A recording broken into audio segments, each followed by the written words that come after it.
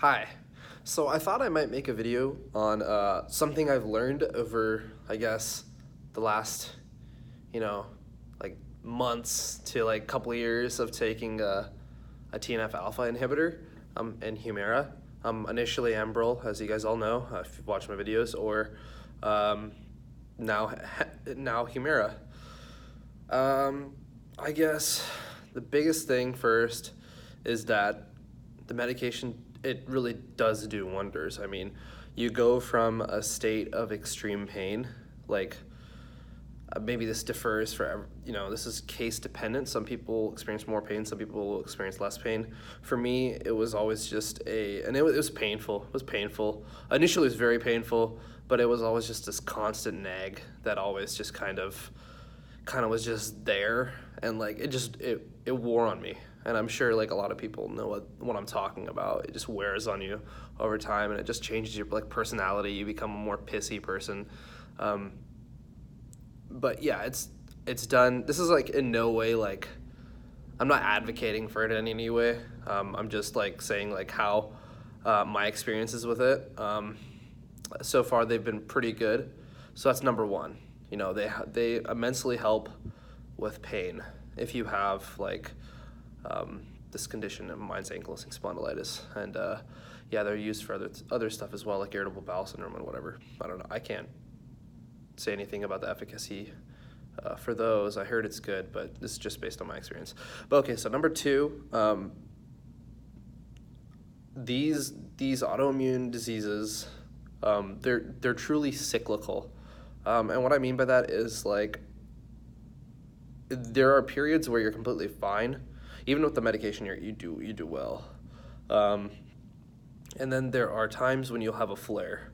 Like I'm making a video right now because for one I haven't made a video in a while, and also I'm experiencing a little flare. My right hip is a little painful right now. Not immensely, but it's there. It hurts a little bit. Even like when I'm sitting down, not really. When I start walking for a little while, then it starts to hurt. I guess like the lateral side of my hip is more like where it actually is. But so, and again, that's like pain I'm very familiar with because that's one of the places I used to have pain when I was, not on medication and I was experiencing the full effects of ankylosing spondylitis. So I guess those are the two big things. Like the medication can do very well, that you can do very well on it. Two, it's sick. The disease, these diseases, these like autoimmune conditions, they're cyclical.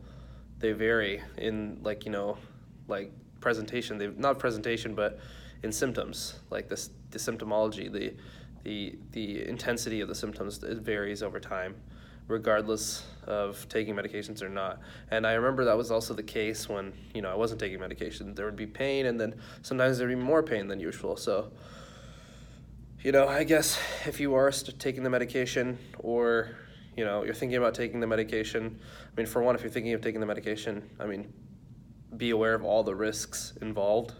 Because there are quite a few risks of taking these medications. I hate to laugh about it, but,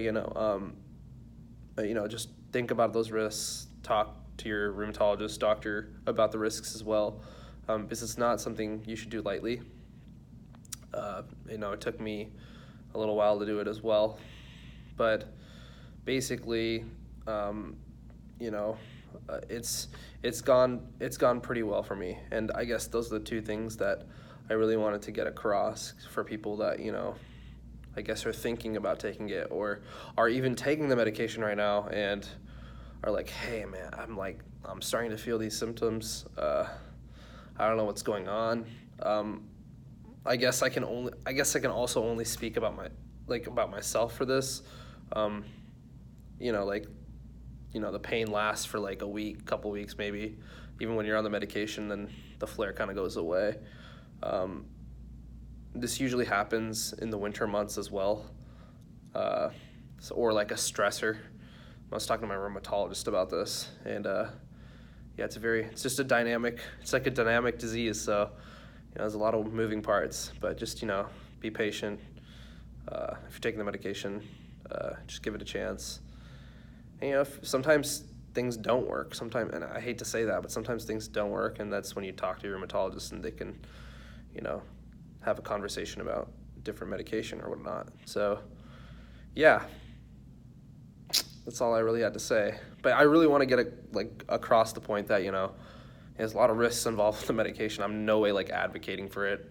So like, it's just something that it's just a conversation you have to have with like your family, your physician, your rheumatologist, and think about it a lot. So yeah, that's all I really wanted to say.